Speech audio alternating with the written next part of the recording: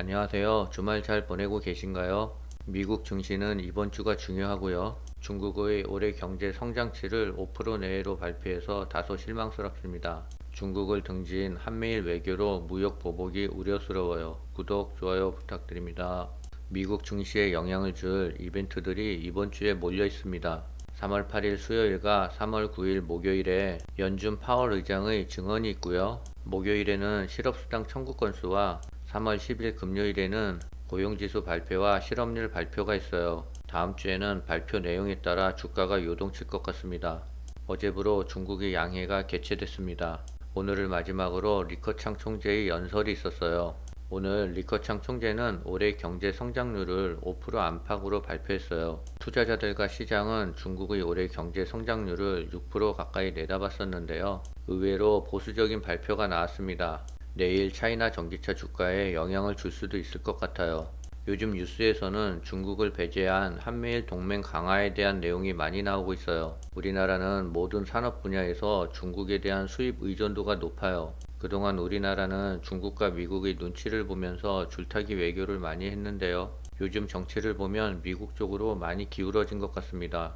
이러다가 과거 사드 때처럼 중국의 무역 보복이 있을까봐 우려가 돼요. 그렇게 되면 결국은 또 서민들만 고통을 받게 될 거예요. 전기차 배터리 소재만 하더라도 중국의 점유율이 높아요. 양극재는 60%고요. 음극재는 84%, 전해액은 72%, 분리막은 68%나 중국이 차지하고 있어요. 중국이 무역 보복을 하게 되면 당장 서민들의 밥상 물가도 많이 상승하게 될 겁니다.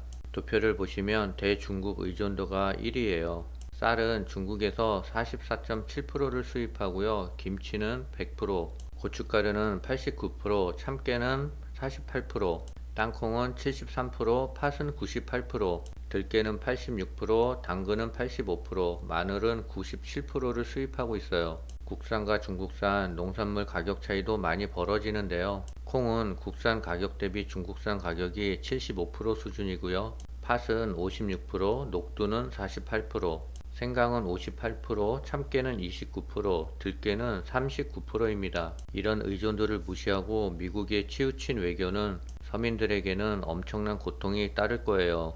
치열한 자원개발 경쟁에 한국이 다시 뛰어들었다는 기사인데요. 정부는 33종의 핵심 강물을 선정하고 현재 80% 이상인 리튬, 코발트, 흑연 등의 중국 의존도를 2030년까지 50%대로 낮추기로 했답니다.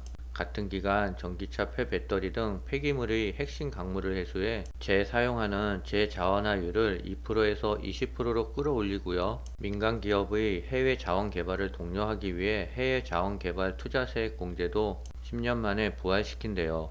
이명박 정권 때 자원 외교에 대해서 민간과 정부가 많은 투자를 했어요. 그러나 문재인 정권에 들어오면서 투자 대비 경제성이 떨어진다는 이유로 천덕꾸러기 취급을 받았어요. 그래서 결국은 많은 부분의 해외 강산을 헐값에 매각을 했습니다.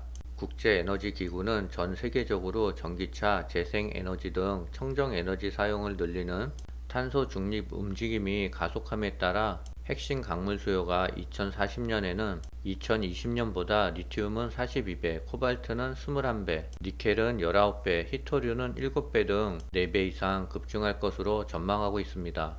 현재 우리나라는 중국에 대한 수입 의존도가 심각한 상태인데요. 2차전지 양극재 소재인 수산화나트륨이 84%, 황산 코발트가 97%, 탄산 망간이 100%, 음극재 소재인 천연 인조 흑연이 각각 72%, 87% 등 대부분을 중국 수입에 의존하고 있고요. 전기차와 풍력 발전기 모터의 핵심인 영구자석 네오디듐은 86%와 반도체 연마제인 히토류는 54%로 중국으로부터 수입하고 있습니다. 미국이 주도해 일본과 네덜란드가 참여하는 대중국 반도체 장비 수출 통제 방침과 관련해 반도체 강국인 한국을 동참시켜야 할 필요성이 미국 내에서 제기되고 있는 것으로 확인됐어요. 이러한 미국 내 흐름은 최근 바이든 미 행정부가 반도체 지원법을 통해 중국과의 디커플링을 전방위적으로 압박하고 있는데요. 한국 기업들이 셈법이 더욱 복잡해지는 와중에 나타난 것으로 더욱 주목을 받고 있습니다. 미국은 대중 반도체 수출 통제에 한국을 동참시켜야 된다라는 기사도 나오고요. 배보다 배꼽이 더 큰 미국의 칩수법, 미국 내에서도 사회주의 비판이 나오고 있다고 합니다. 미국의 반도체 지원법은 현대판 노예 계약이라고도 하고요. 물불 안 가리는 미국, 한국 반도체 종속 공포라는 기사도 있어요. 결국 기업은 정부 정책을 따라갈 수밖에 없는데요. 우리나라의 반도체 회사들은 어려운 고비에 처한 것 같습니다. 우리나라는 미국, 중국, 일본 다 믿을 수가 없습니다. 정치권이 줄다리기 외교를 잘해서 우리 서민들이 고통받는 일은 없었으면 좋겠습니다. 오늘은 여기까지입니다.